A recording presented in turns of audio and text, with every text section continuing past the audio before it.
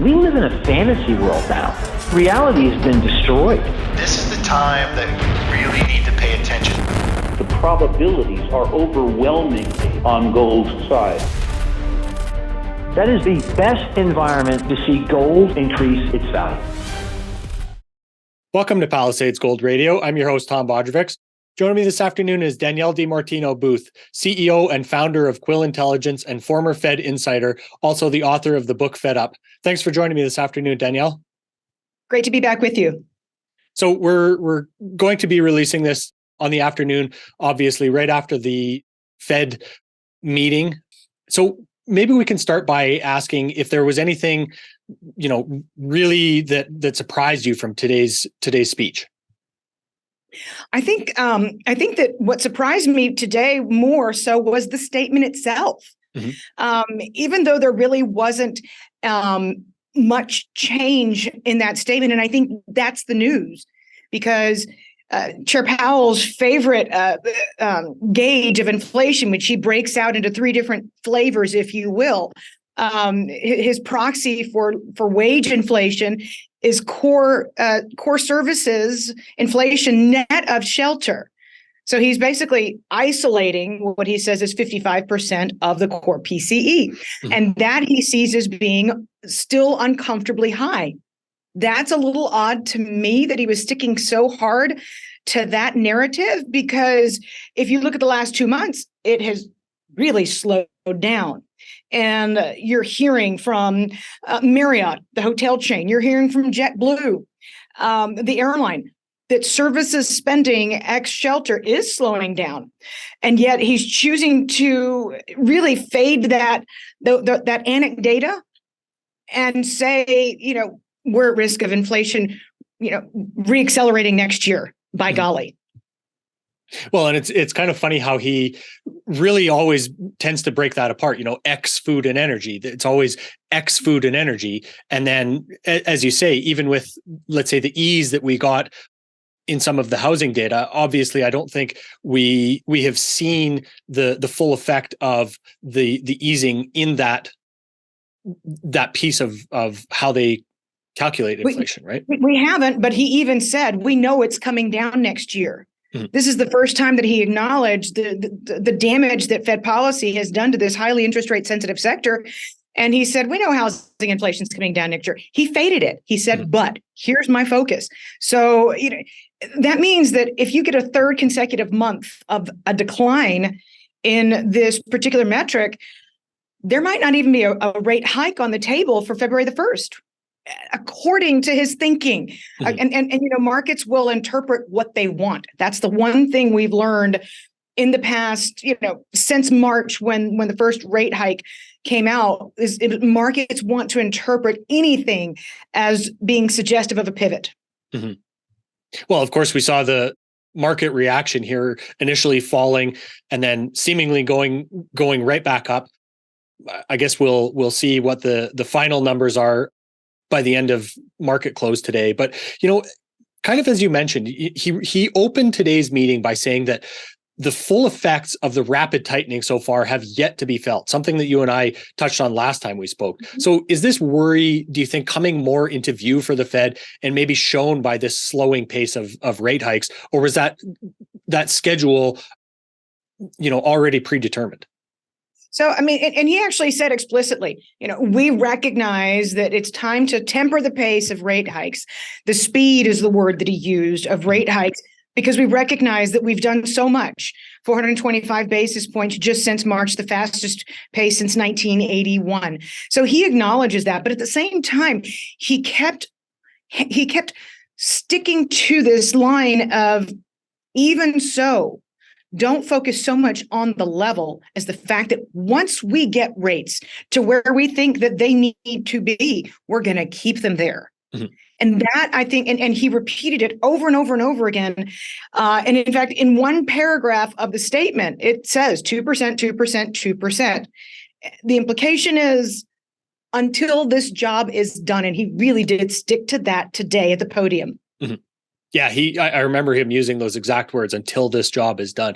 And, kind of on the other side of that, though, it's interesting that he mentioned that the the board has really kept raising their target rate at every meeting. So, is that what they're going to keep doing until something breaks, like the credit markets, as you have mentioned in the past?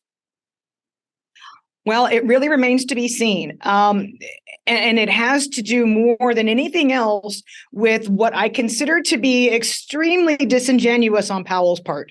And that is that he's so laser focused on this job openings data that several academics in the world of central banking and in academia have basically in the last few months disproved.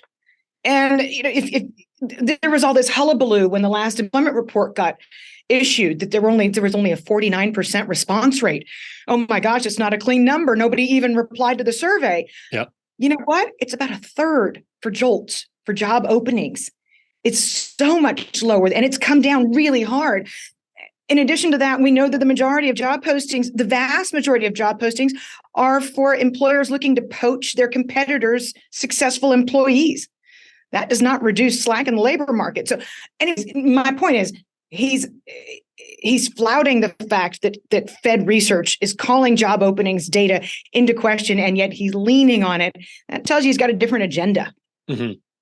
So, do you think we ever get to a point where the Fed ends up kind of acknowledging that maybe they have been miscalculating that job opening data?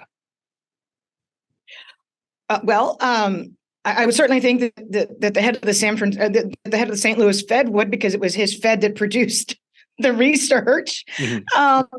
But I think for the moment, you're not going to get that out of Jay Powell. Mm-hmm. I think for the moment, he wants to stick to that and say that there's this danger of a wage price spiral, even though, name your survey, the National Federation of Independent Businesses, small business owners, like, we're not having trouble sourcing labor anymore. We're good. If we want another employee, we can get another employee. In fact, the bigger problem right now is that we're closing. We're like going out of business.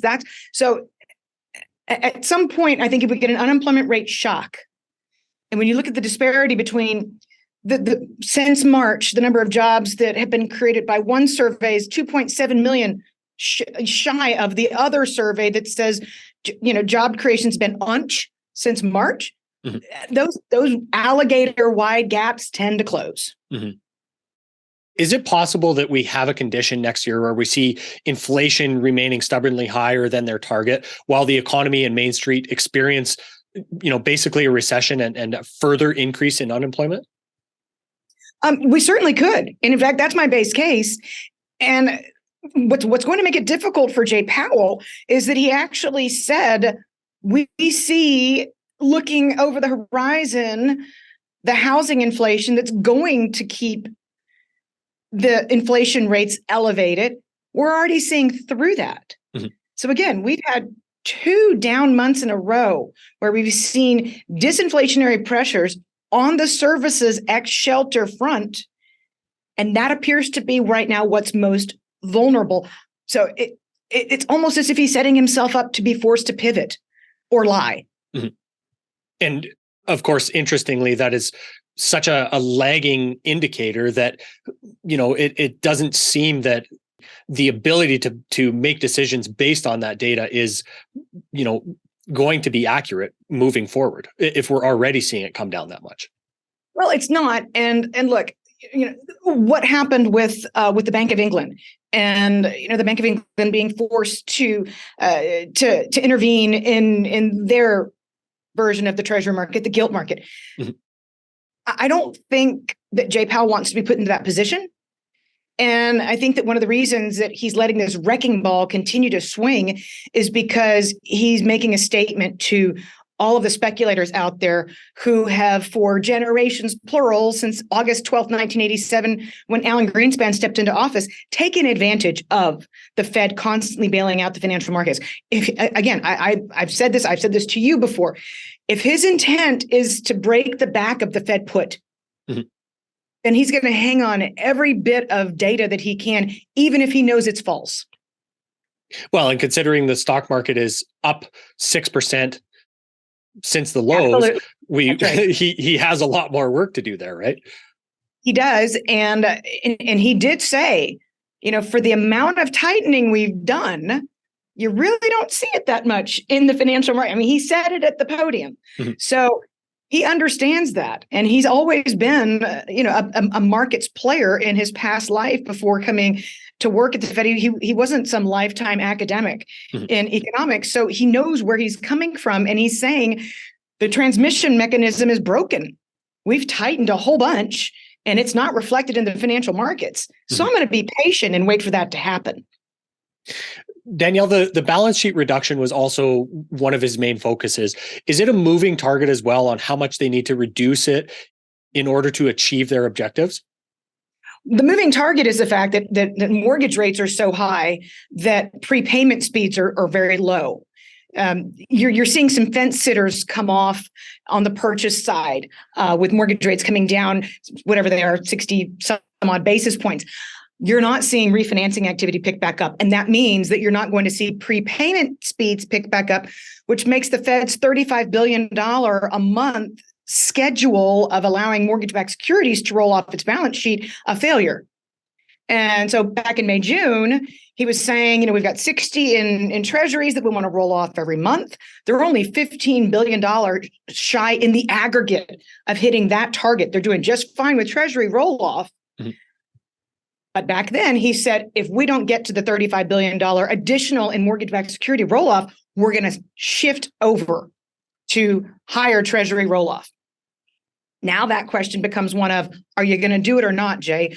Because if you're not, then it's really $60 billion in quantitative tightening you're talking about, not anywhere near $95 billion. So I think that there'll be growing pressure for him to use it or lose it. And when I say that, I mean his credibility. Mm-hmm. Yeah, that's a great point. The Fed has reported losses of $1.25 trillion on its security holdings over the first 3 quarters of this year. Is that a problem to you as you see this, considering they're not remitting any of that money to the Treasury? I mean, it's to me, it's problematic because it reflects the risks of engaging in quantitative easing in the first place. Mm-hmm. Legally, it's not a problem. There was a law change in 2011. It allows them to accrue a deferred asset. And once they've got money to remit to the Treasury again, they just write that off slowly. Mm-hmm. So optically speaking, it may upset some people in Congress. But on a practical level, and to the disgust of people on my Twitter feed between the hours of midnight and 4 a.m., there's nothing legally that can be done about it. Mm-hmm. The Federal Reserve cannot legally be an insolvent institution. Right.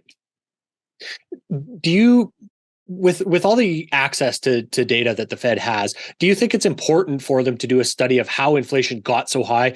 And are they likely to get the correct answers if they do that? So, Danielle, why did you write Fed Up, an insider's take on why the Federal Reserve is bad for America? The reason I wrote the book, since you asked, is because they did 2 years of extensive study after the financial crisis hit, determined that they had the wrong inflation metric, and then they needed to change it and proceeded to do absolutely nothing about it. Mm-hmm. So are there internal papers being distributed and passed around from one branch to another and at the board and from New York? Yes. Are they likely to do anything about it? We'll see. They didn't the first time. If they did, this time around, they would say, gee, if we monetize trillions and trillions and trillions of dollars of debt that's created by the U.S. government that is directly deposited into people's into household checking accounts, mm-hmm. It's going to ignite the mother of all inflations. That mirror would be that'd be a hard mirror to look in. Mm-hmm. Yeah. And of course, we saw all kinds of rhetoric from the Fed saying, nobody knew inflation was going to get this high. We don't know where it came from. It's so absolutely. It's so interesting to kind of be able to retrospectively look back at this and then see, we had no idea where it came from, right? My gosh. The Federal Reserve makes policy that is designed to run through the banking system. Mm-hmm. And it's bankers who are supposed to allocate credit and determine credit worthiness. If you take that middleman out of the function and just have Uncle Sam declare everybody credit worthy, we're going to give everybody cash. Of course, it's going to ignite inflation. Mm-hmm. Yeah, and also be the lender of last resort, right? or the spender of last resort. Great point. Danielle, is there anything else that we should touch on before I let you go here? I know you have a hard stop here, but is there anything else that's kind of on the top of your mind? So, I mean, what I'll be focused on going forward, and not enough people are talking about this, is the rotation after today's vote off of the voting. So you're losing Bullard. You're losing Esther George. Heck, she's leaving the system. You're losing Mester. You're losing three huge hawks, and they're being replaced by Austin Goolsbee and by Neil Kashkari, God help us, by Lori Logan, who is very dovish. People don't know her well enough yet to know that she's a career economist who came out of the New York Fed, and she's now president of the Dallas Fed. So you've only got Harker from the Philadelphia Fed rotating onto voting in 2023 in just a matter of weeks, who's a hawk. So the committee itself is really it's really shifting in a dovish way. And that's why I think the year 2023 could finally be one in which we see more dissents on Fed Day. More people saying no. I mean, there's going to be, because between Lael Brainerd and Jefferson and Cook, you've got a big enough contingency of doves going into 2023's voting rotation that they outnumbered the hawks. Mm-hmm. So it could get very cantankerous publicly. Right. But of course, we've talked about before that Powell at the end of the day has veto power. So do you think that really that sway ends up having any weight to push Powell around at the ultimately? He knows his Volcker history, or at least he talks about it all the time. Mm-hmm. He knows that Volcker had full mutiny. Not one dissent, but the entire Federal Open Market Committee dissented against Volcker. Mm-hmm. One person shifted their vote back. Full-blown mutiny. Mm-hmm. If Volcker is so much of a hero, then he'll withstand those dissents and hold his ground. Mm-hmm. Maybe he can. He's looking to add that as a feather to his legacy cap, right? And to be fair, the product of the San Francisco Fed, John Williams, who's the president of the New York Fed, who has a permanent vote on the Federal Open Market Committee. He's vice chair of the Federal Open Market Committee, a dove down to his bones, but yet he has been the best lieutenant. And he is continuing to be very hawkish and supportive of his boss. Mm-hmm. Again, he's vice chair. So we will see what effect that has, but he definitely has a few very close confidants who will continue to vote with him and speak publicly, advocating for his position. And that can act as a big offset because they've got good credibility. Right. Excellent, Danielle. Well, I appreciate you coming on this afternoon for a quick chat about everything that's happening. Of course, you mentioned your Twitter feed at DiMartino Booth, always enlightening and entertaining as well. And also, of course, your research is available at quillintelligence.com, right? You got it. Yep. Excellent. Thanks so much for your perfect. Thanks so much for your time today. Happy holidays. Absolutely. We'll see you in the new year. Exactly. Take care. Take care. Bye. This podcast is for general informational purposes only. Nothing on this podcast should be taken as investment advice. Guests on this show are not compensated for their appearance. Listeners are urged to educate themselves and make their own decisions. Do not base any investment decisions on the information contained. To view our full disclaimer, please visit our website.